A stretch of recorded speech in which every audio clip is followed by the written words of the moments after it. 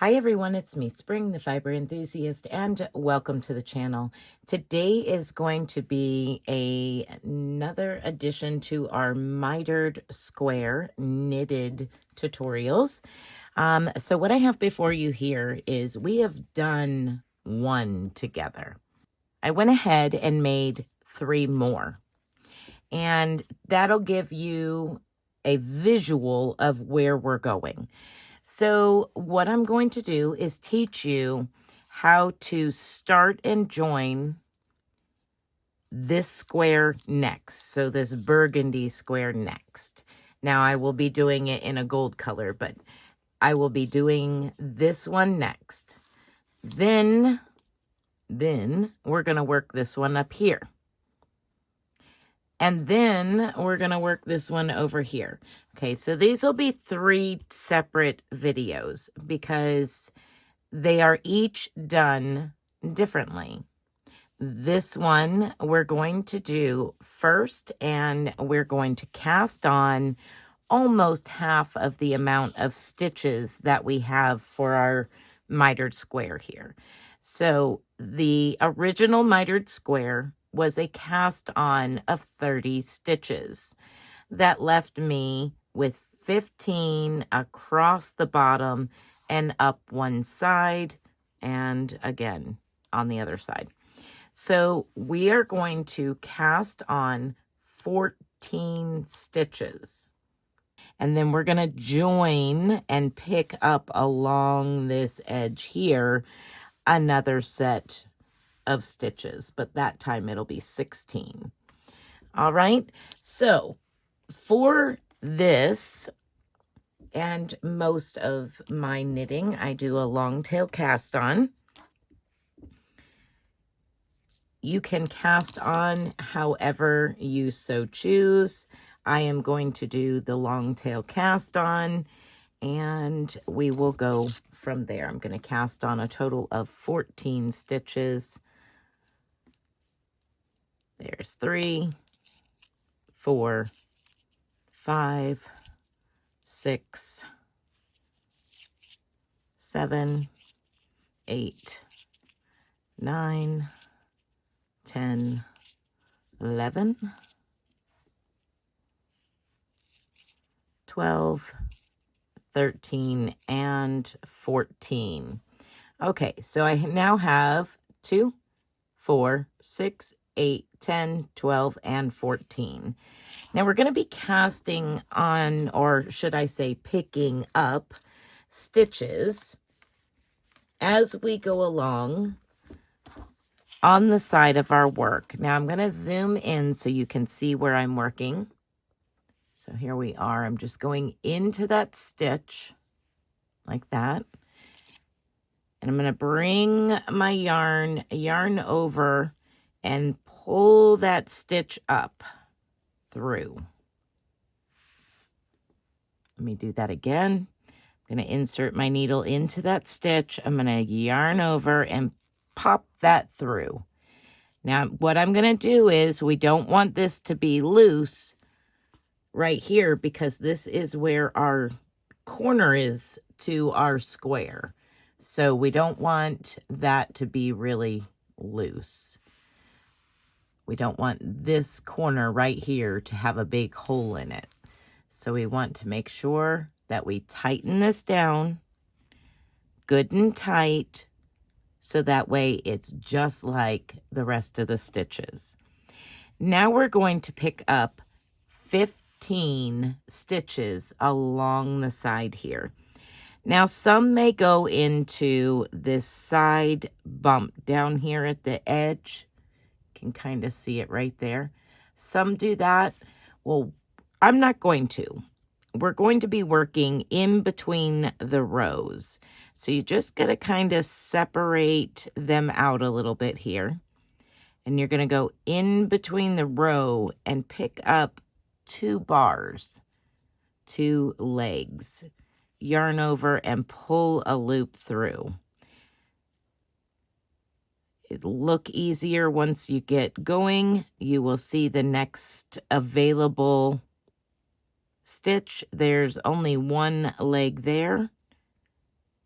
There are. Just got to locate both of the legs of the stitch and yarn over and pull up a loop. All right, I'm going to zoom back out just a hair more because I'm going to keep losing you on camera if I don't. All right, so I'm going to move up to the next one and pick up a stitch. Move up to the next one, pick up a stitch. And I'm going to continue to do that until I have picked up a total of 16 stitches. That includes that corner one that we picked up. So that's 1, 2, 3, 4, 5, 6, 7, 8,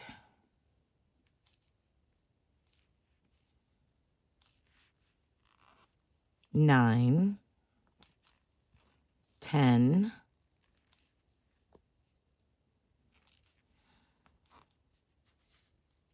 11,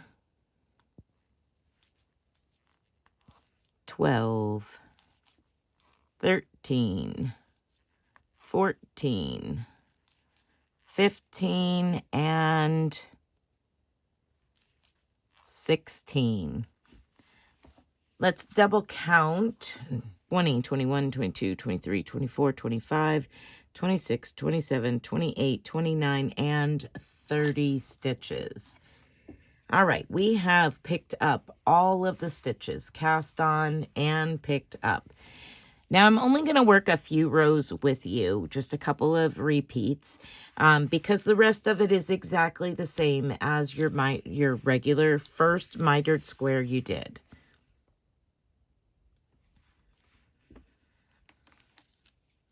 All right, so the first row is going to be knit all stitches. So we're just going to knit all the way to the other end. Same as with our very first mitered square, we cast on and then we knit the first row.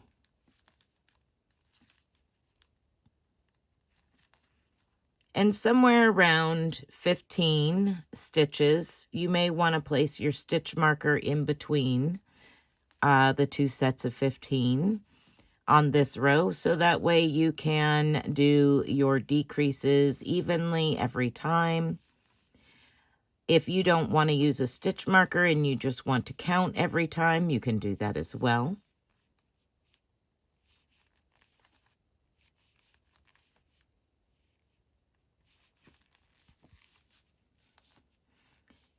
And I'm going to show you my trick once again to remind myself I need to knit all stitches for the row once I finish this row here.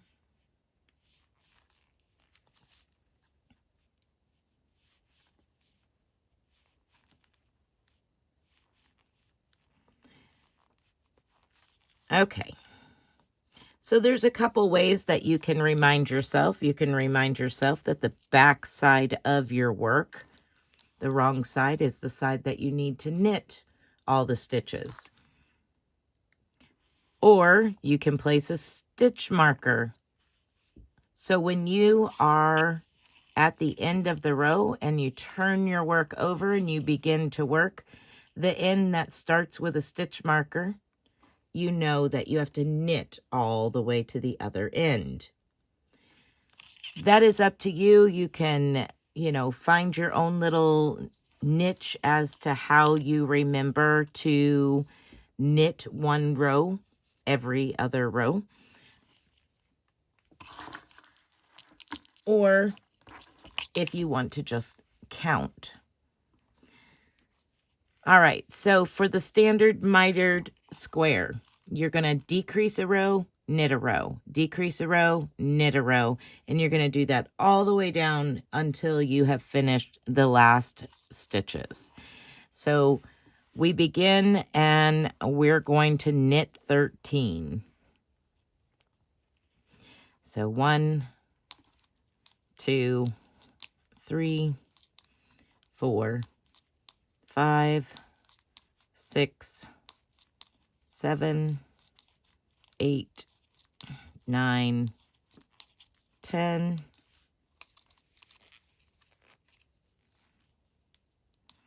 11, 12, and 13. Double check. 2, 4, 6, 8, 10, 12, 13. Now we knit 2 together. So knit your next 2 together. That should be 2 before your stitch marker. You're going to slip your stitch marker when you come to it. And now we're going to do what is an SSK, slip, slip, knit. And that is either slip, slip, and knit those stitches, or we're going to do it the way that I do it. Here we go. Now, this is a cheat way to do the slip, slip, knit. It comes out exactly the same. You're going to go in as if to knit the next stitch. Tip your work towards you and pick up the back leg of that second stitch, yarn over, and pull it through. Pop those stitches off.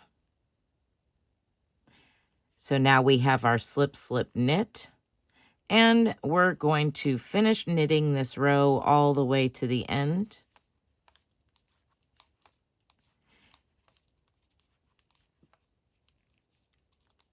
Next, you will knit the following row. So wrong side row, knit all stitches. And you will continue to do your decreases 2 stitches before your stitch marker and 2 stitches after your stitch marker until you have come down to the last decrease, knitting 2 together. And that will be for the final point of your mitered square. All right, so I will insert your decreases that you need down in the description box from the previous video. I also will link the very first video to the end of this particular tutorial.